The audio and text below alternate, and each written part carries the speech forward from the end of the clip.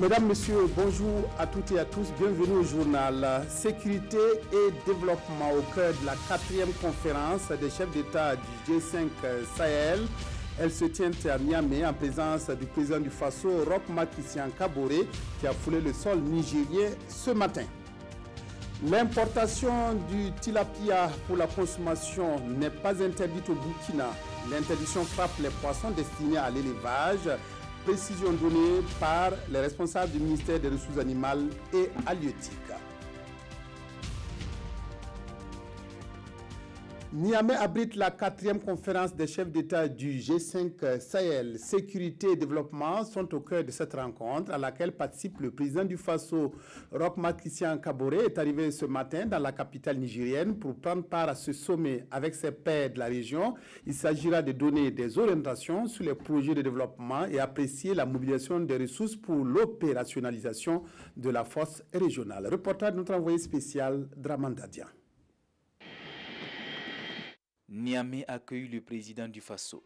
Au pied de son avion, Brigitte Raffini, le premier ministre du Niger.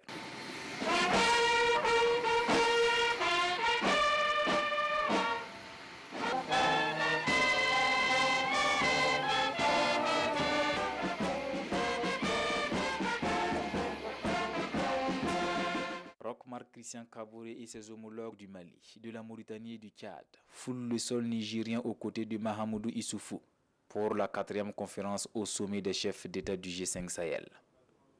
Un rendez-vous aux grands enjeux en matière de sécurité et de développement de la région.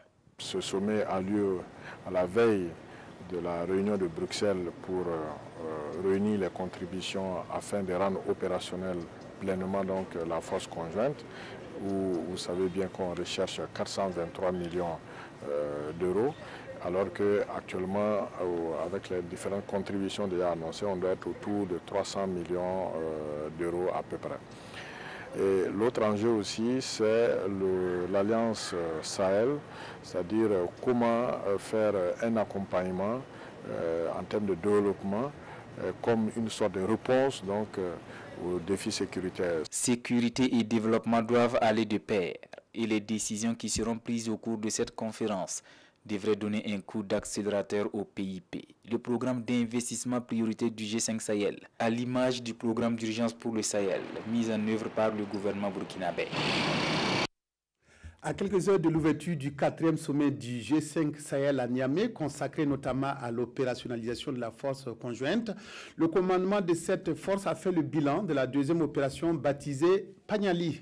Tonnerre en Fulfulde. La conférence de presse organisée hier soir à Niamey a permis d'évoquer la bonne coordination et de parler de l'équipe de commandement de la force sahélienne. Précision Draman Dadia. Dans le cadre de la montée en puissance de la force conjointe. Général Didier Dako et son staff face à la presse. C'est une première depuis la création de la force conjointe du G5 pour lutter contre le terrorisme au Sahel. À Oubi, sa première opération fut un échec. C'était en novembre 2017. Et pour la 2e opération baptisée Panyali ou Tonnerre, qui s'est achevée le 29 janvier dernier, la moisson entre Boulekessi au Mali et Nassoumbou au Burkina est du goût des officiers. Au résultat, plus d'1 millier de munitions de petit calibre dans les caches d'armes, une mine anti-char et des matériels servant à la fabrication d'engins explosifs improvisés ont été décelés et détruits. De même, une arme de marque AK-47 et 8 motos abandonnées par les terroristes ont également été récupérées. À cela, il faut ajouter des actions ponctuelles d'aide médicale menées au profit des patients civils par les unités au cours de leur progression. C'est une opération spontanée conduite par les forces armées burkinabées et maliennes, 2 bataillons de la force du G5 Sahel avec le soutien de Barkhane. Un ratissage qui a suscité la colère des groupes armés terroristes, selon les journalistes, car la riposte a été sanglante en territoire malien, où est basé le centre de commandement. Mais pour le général Dako, il y a lieu de relativiser. Diverses explications possibles, monsieur. Ça peut être de simples coïncidences, comme cela peut résulter également de la stratégie des groupes terroristes à empêcher la mise en place de la force conjointe. La lutte contre le terrorisme est une guerre asymétrique qui nécessite une franche collaboration de la population. Et le général commandant de rassurer que la force conjointe du G5 Sahel gagne déjà en galant en attendant son opérationnalisation annoncée pour fin mars 2018. Restons toujours à Niamey. 45 ans après sa création, le comité permanent inter-État de lutte contre la sécheresse au Sahel, le SILS, est toujours confronté à des difficultés dans la mobilisation des ressources pour l'atteinte de la sécurité alimentaire. Le SILS entreprend des réformes pour une bonne gouvernance et une meilleure coopération avec les autres organisations régionales et internationales. Tout cela est évoqué au cours de la 53e session du Conseil des ministres du comité qui se tient dans la capitale nigérienne, Draman Dadia. Un conseil des ministres pour dynamiser le SILS, le comité permanent inter-État de lutte contre la sécheresse dans le Sahel, toujours au stade de tâtonnement dans la mobilisation des ressources internes 45 ans après sa création. À ce jour, près de 5 milliards de francs CFA restent à recouvrer. Si nous ne payons pas nos cotisations, si nous ne sommes pas à jour, il y a certainement une faiblesse quelque part dans le fonctionnement et dans la mise en œuvre des projets. Nous voyons que même les bailleurs de fonds nous le reprochent. Eux qui viennent à notre secours, qui viennent à notre appui pour la réalisation d'un certain nombre de projets, constatent que même un certain nombre de pays ne paient pas leurs cotisations. Le Burkina est à jour, ça je suis fier de le dire. Les mauvais payeurs sont donc appelés à apurer leurs comptes. La question sera mercredi sur la table des chefs d'État et de gouvernement des 13 pays membres du SILS, ici à Niamey. Ministres et experts se penchent également sur les réformes à opérer pour gagner le pari de la résilience à l'insécurité alimentaire et nutritionnelle, la maîtrise de l'eau et la gestion durable des terres. En attendant, le secrétariat permanent du SILS est toujours dépendant du financement extérieur. L'USAID renouvelle sa confiance avec près de 24 millions de dollars à investir dans des domaines bien précis. Bien entendu, l'appui au renforcement institutionnel du SILS, l'accompagnement et le renforcement du suivi des informations des marchés régionaux, l'assistance et le renforcement du rôle et des actions des CONASILS. Des actions pour redonner espoir aux populations du Sahel et de l'Afrique de l'Ouest à travers des projets et programmes de développement. Venons-en maintenant à cette rumeur qui circule depuis quelques jours au Burkina et qui laisse à penser que le poisson tilapia serait impropre à la consommation, d'où l'interdiction de son importation par les autorités burkinabées. Face à ces rumeurs qui enflent chaque jour, le ministère des Ressources animales et halieutiques a animé une conférence de presse ce matin. Il n'a jamais été question d'interdire l'importation du tilapia pour la consommation, ont précisé les responsables du département. Reportage Rasmane Zoundi, Zoubaviel, David Dabiré. Contrairement à la rumeur, la consommation du poisson tilapia importé au Burkina Faso ne comporte pas de risque sanitaire. L'information est portée ce matin à la presse par le ministère des Ressources animales et halieutiques. Pour autant, les premiers responsables de ce département ministériel ne baissent pas la garde. Ils disent avoir mis en place une batterie de mesures en vue de limiter l'importation de ce poisson en provenance de certains pays. L'alerte a été donnée depuis le 26 mai 2017 de la circulation de ce virus au niveau de l'Égypte, qui est un pays africain. Sinon, le virus existait. Il a été décrit pour la première fois en 2014 et concernait la Colombie, l'Équateur et l'Israël. Et ce n'est qu'en 2017 que la maladie est arrivée au niveau de l'Égypte, de la Thaïlande et des Philippines. Donc nous avons actuellement 6 pays qui sont concernés par l'infection. Mais ce que je voudrais d'abord avancer, c'est que c'est une maladie spécifique des poissons. Ce n'est pas une maladie transmissible aux humains. Ça veut dire qu'on peut consommer le poisson sans aucun danger. Si le risque de problèmes sanitaires est écarté dans cette affaire dite de poissons contaminés, les autorités précisent ici l'esprit de l'arrêté interministériel limitant l'importation de tilapia au Burkina Faso. Le Burkina Faso produit près de 22 000 tonnes de poissons par an selon les statistiques du ministère des Ressources animales et halieutiques contre une importation de près de 80 000 tonnes.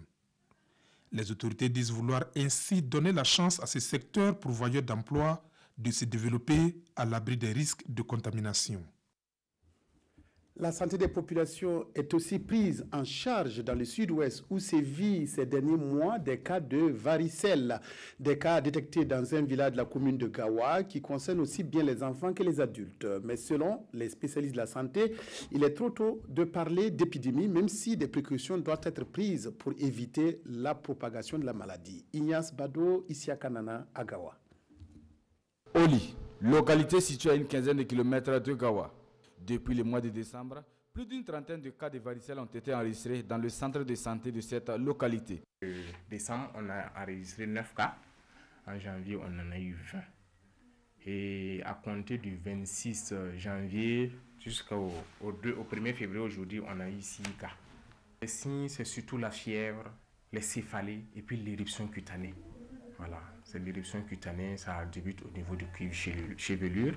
Voilà, ça prend le visage, et le tronc, et puis ça va vers les membres. Maladie virale, la varicelle est considérée comme une maladie infantile, mais qui n'épargne cependant pas les adultes. Et ça a commencé par des céphalées, algie diffuse, après ça a commencé à sortir.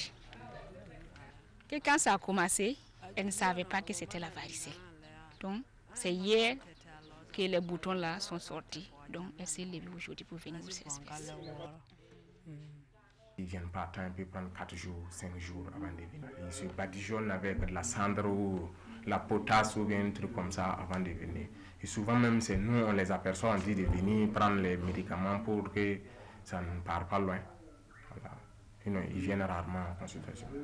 Maladie bénigne selon l'infirmier chef de poste au CSPS de Oli, la varicelle se transmet le plus souvent par les contacts. Une personne qui a ça dans une famille, la promiscuité, le fait qu'ils vont s'entasser au moins 20 personnes, 15 personnes dormir dans la même condition, ça va prendre l'ampleur.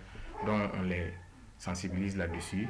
Et évidemment aussi avec l'appui de nos ASC, les agents de santé à base communautaire, ils essaient de mener des sensibilisations dans chaque village. Et pour les premiers responsables du district sanitaire de Gawa, à ce stade, il serait trop tôt de parler d'épidémie. La varicelle en tant que telle, ce n'est pas une maladie sous surveillance. Mais comme il y a des cas qui apparaissent anormalement, le chiffre est anormalement élevé, c'est pour ça qu'on a collecté. Sinon, ce n'était pas une maladie sous surveillance, comme la méningite, la rougeole, ainsi de suite. Car cela ne tienne, des précautions sont prises pour limiter la propagation de la maladie. On est allé renforcer les capacités du major, si on peut s'exprimer ainsi. Voilà, c'est la sensibilisation des populations, l'éviction scolaire. Une fois que l'enfant est à la varicelle, on ne doit plus le laisser aller à l'école parce qu'il peut contaminer ses autres camarades. Se rendre immédiatement à l'hôpital dès les premiers signes, isoler les personnes atteintes, éviter tout contact sont entre autres mesures à adopter pour éviter ou limiter la contamination de la varicelle selon les agents de santé. Les travaux de construction de l'échangeur du Nord, et là nous revenons à Ouagadougou, lancé en 2015, progressent à pas de géant. Ils sont exécutés à un taux de 77% par l'entreprise Sogea Satom qui met les bouchées doubles pour livrer l'ouvrage d'ici fin novembre. Selon l'entreprise chargée du contrôle des travaux, Satom a pris une longueur d'avance sur le délai fixé. Reportage Paul-David Bambara, Moumouni Soubega. 27 mois après le lancement des travaux, l'échangeur du Nord a déjà pris forme. Les terrassements, les travaux de génie civil et autres sont quasiment terminés. Aujourd'hui, il nous reste à finir totalement les structures de chaussée et quelques remblais. Terminer le coulage du tablier du dernier ouvrage, donc qui se fera le 8 février. Et ensuite, toute la partie finition de chaussée, donc les enrobés, la signalisation horizontale, les bandes blanches, la signalisation verticale, les panneaux, et toutes les finalisations de bordure, d'assainissement et d'éclairage public. À l'heure actuelle, l'entreprise Sogea Satom et la mission de contrôle évaluent le niveau d'exécution à plus de 75%. Et pour en arriver là, l'entreprise a dû mobiliser environ 1000 ouvriers. À la date d'aujourd'hui, nous sommes à environ 72% donc de délai consommé et pour un avancement de 77%. Voilà, c'est dire donc que les travaux sont légèrement en avance par rapport donc au délai consommé. Au final, c'est un échangeur moderne que l'entreprise entend mettre à la disposition des usagers. Elle prévoit des voies spéciales à toutes les sorties de la ville de Ouagadougou. Aujourd'hui, tout ce que vous voyez là, y compris là où nous sommes, c'était auparavant à l'intérieur des bassins du barrage numéro 2. Donc on était dans l'eau en fait. Donc toute la zone a été purgée, puis remblayée. On a simplement créé une digue aval et une digue amont pour pouvoir inscrire l'échangeur. Néanmoins, le fonctionnement des barrages, barrage numéro 1, 2, puis 3, n'ont absolument pas été modifiés. Les niveaux de déversement d'un barrage vers l'autre a été totalement conservé, avec même une amélioration de la capacité de transit entre le barrage numéro 1 et le barrage numéro 2, donc qui va améliorer, faciliter le fonctionnement des barrages dans le futur. Absolument aucune modification dans le niveau des barrages, donc pas de risque à craindre sur le barrage numéro 1. C'est la dernière ligne droite et la consigne, c'est d'aller à la fois vite et bien, car il faut respecter les délais contractuels. Nous avons l'avantage d'avoir une entreprise qui est organisée. Et nous avons comme appui au niveau de la mission de contrôle le laboratoire national du bâtiment et des travaux publics qui est là en tant que contrôle de qualité. Donc ensemble, nous menons donc notre tâche de contrôle et surveillance de la qualité des travaux. Et je puis vous assurer que en toute conscience, nous faisons donc notre travail normalement et tout se déroule bien. En attendant, les riverains et autres usagers sont obligés de prendre leur mal en patience. Le coût total de réalisation de l'échangeur du Nord est estimé à 70 milliards de francs CFA. L'inauguration est prévue pour fin novembre 2018. Vivement fin novembre, va-t-on assister à Washington à une guerre qui ne dit pas son nom, la guerre des mémos, fait rage entre républicains et démocrates. Après la publication des mémos Nunes du camp de Donald Trump, les démocrates vont à leur tour publier un document confidentiel. C'est la guerre des mémos à Washington. Un comité de la Chambre des représentants a voté en faveur de la publication d'un document démocrate confidentiel après la publication et la déclassification du mémo News. Dans cette note, les républicains accusent le FBI de n'avoir pas indiqué au juge que la campagne Clinton avait cofinancé le dossier de renseignement sur lequel il se basait pour autoriser la mise sur écoute de Carter Page, l'ex et bref conseiller de campagne de Trump dans l'enquête sur l'ingérence russe. Le vote a été unanime pour le rendre public, a indiqué à la presse Adam Schiff, chef de la minorité démocrate à la commission du renseignement de la Chambre. Nous voulons être sûrs que la Maison-Blanche ne rédige pas notre note dans un but politique, dit-il. C'est une grande crainte. Les républicains se sont retrouvés dans une situation insupportable lorsqu'ils ont rendu public ce mémo trompeur et refusé de rendre publique la réponse démocrate. Donc je pense qu'ils étaient forcés de voter la réciproque aujourd'hui. Donald Trump, comme à son habitude, a réagi sur Twitter, se moquant du démocrate Adam Schiff, l'accusant d'être le plus grand menteur de Washington et portant en héros l'auteur du mémo républicain, David Nunes. Washington attendait la divulgation du mémo Nunes avec appréhension et enthousiasme. On promettait pire que le Watergate, mais les preuves ne sont pas là.